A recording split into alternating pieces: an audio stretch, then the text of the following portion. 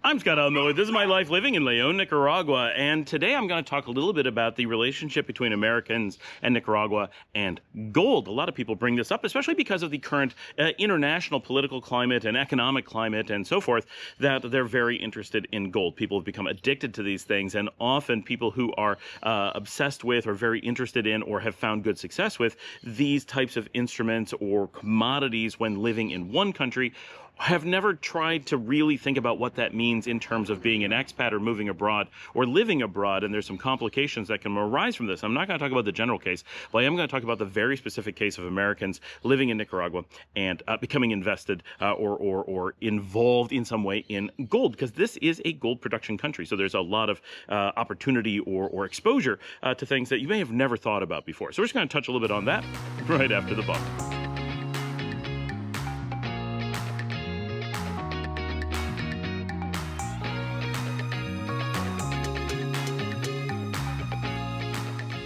Just a quick reminder for everyone to join us on Thursdays for our live stream. It's a lot of fun. We try to do it every Thursday. We go for several hours. It is a great opportunity to get in and ask questions in real time, talk to other people from the community, and just have a good time. It's a lot of fun.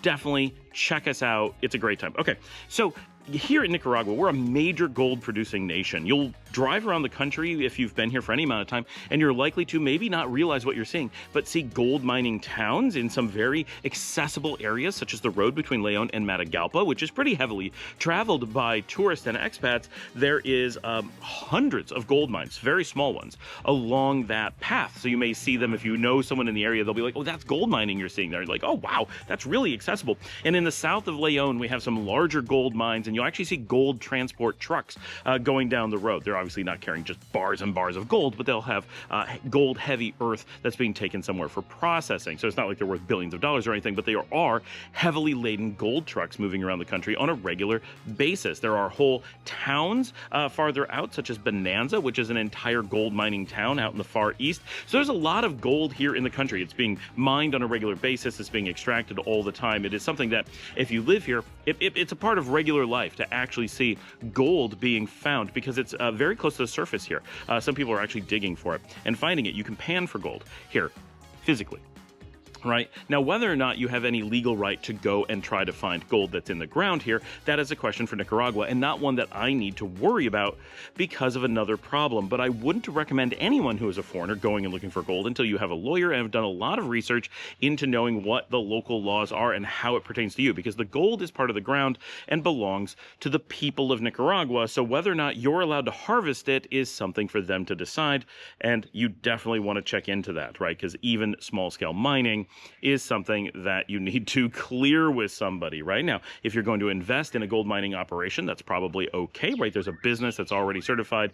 But again, this is the type of thing, if you're going to do anything with mining, no matter where you're from, I recommend having a lawyer. I mean, generally, I would recommend having a lawyer anyway, but this is a case where I would, like, if you were just like, hey, could you invest in my, I don't know, t-shirt fabrication business? I don't really feel the need under normal circumstances to have a lawyer to advise me if t-shirt manufacturing may breach some local law. I'm really confident that that's okay as long as the factory's paying people properly and so forth, not stealing the t-shirts or whatever, right? As long as it's not breaking some other law, nothing wrong with me being involved in t-shirt manufacturing. I don't worry about that. I would still have a lawyer to make sure the contracts were good, so if there was something weird, they would probably catch it. But with gold, I would want to have a very thorough bit of research just to know, because this is the type of thing, not just mining. Anytime you're touching mining, you have a lot of potential legal quagmires, and anytime you're touching gold, you have a lot of potential quagmires, and you put the two together, and it really escalates. And that brings up the point of, I'm an American, so I live in Nicaragua, as most of you know,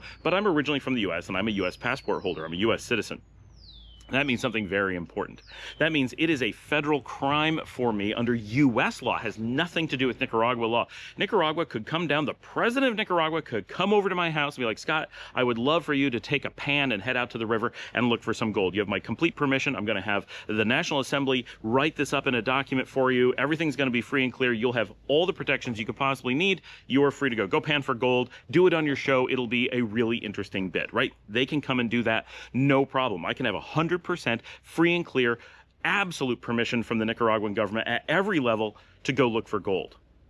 If I go do so, I am committing a serious federal crime in the United States, one that leads to automatic sanctions against me, same as if I was working for Al-Qaeda or the Taliban or something like that, right? This is considered on the same tier as being a terrorist. It's bizarre, and whether it's constitutionally legal to curtail the economic activities of Americans is a really good question for American lawyers. It certainly doesn't sound legal or American to me, but it is how the government currently has sanctions listed. And so as an American, what is legal has nothing to do with your rights. It is what the government is going to do to you, right? Rights are determined by the courts, not by the law. So there is a sanction on any American who is in Nicaragua and involved in any capacity with gold mining or production, and I'm not quite sure how it's worded, so you want to be super careful, right? But things that we know for sure: if you invest in a gold mine, if you invest in a company that has gold mines, if you invest in a company that invests in companies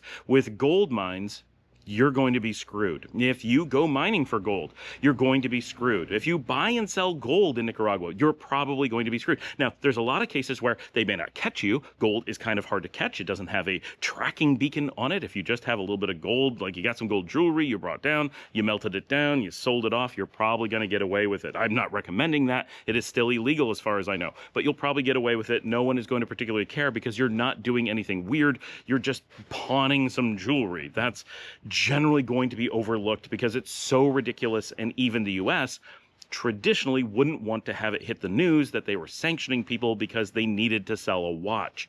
But you do need to be aware that traveling with gold, even just jewelry that you're wearing, can potentially trigger problems. So it's a general rule that travelers know: you never travel with anything gold. Generally, as travelers, we don't own anything gold. Gold puts you at risk, at great risk. Some people will try to sell you gold based on, oh, it's this protection. It's this really great thing. In case the world collapses, you can take gold anywhere. That is absolutely untrue. That is one of the least portable forms of wealth. Many countries restrict its export, many countries restrict its import, and many countries restrict its movement between countries, and countries often are involved on a global scale to restrict your banking and assets based on what they perceive as a movement of gold. So you don't want to have gold in any capacity where you actually hold on to it if you're going to travel, because you don't want the risk of moving something illegally somewhere, especially if it's going to trigger a greater level of problems like sanctions that could lead to confiscation. This is a situation where the U.S. could be seizing your assets or freezing your assets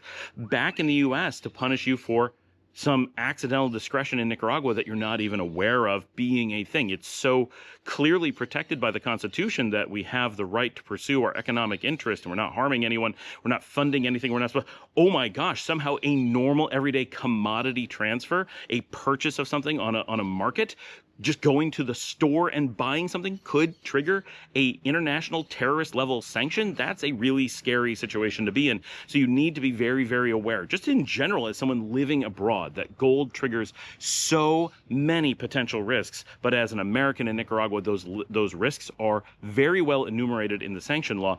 And so it's very clear cut. There's no gray area. There's no way you would ever want to own or move gold in the region, or be suspect of doing so. It's just not worth it, right? So Canadians, we know, invest in mining here in gold all the time. So it seems likely that Canadians have no problem with this. I don't take my word for it. Double check with your lawyers in Canada, but it seems like everything's fine. As an American, I think I would be able to be just fine here in Nicaragua investing in gold.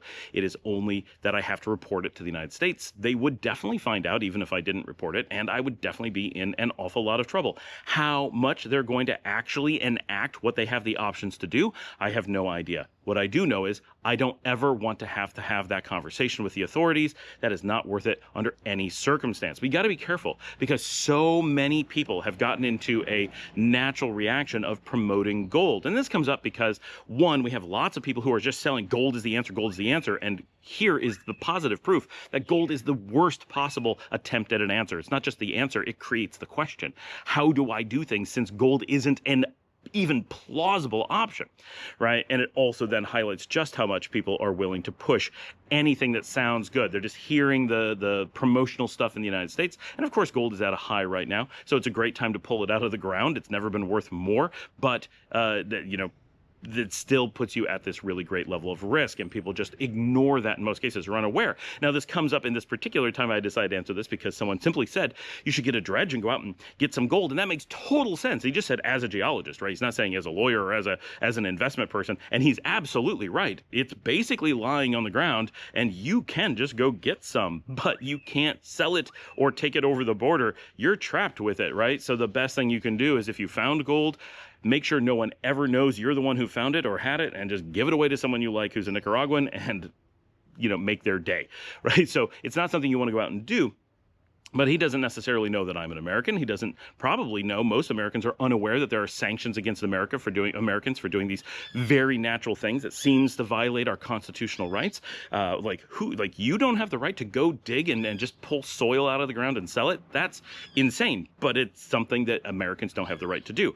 It's amazing when you stop and think that the rights of Americans are curtailed around the world more than the rights of Americans are given by Nicaragua. Nicaragua quite literally gives you more rights in nearly every sector than America does, even when you're outside America. Stop and think about that for a minute. The degree to which the United States is not free is so phenomenal that it extends to your rights around the world.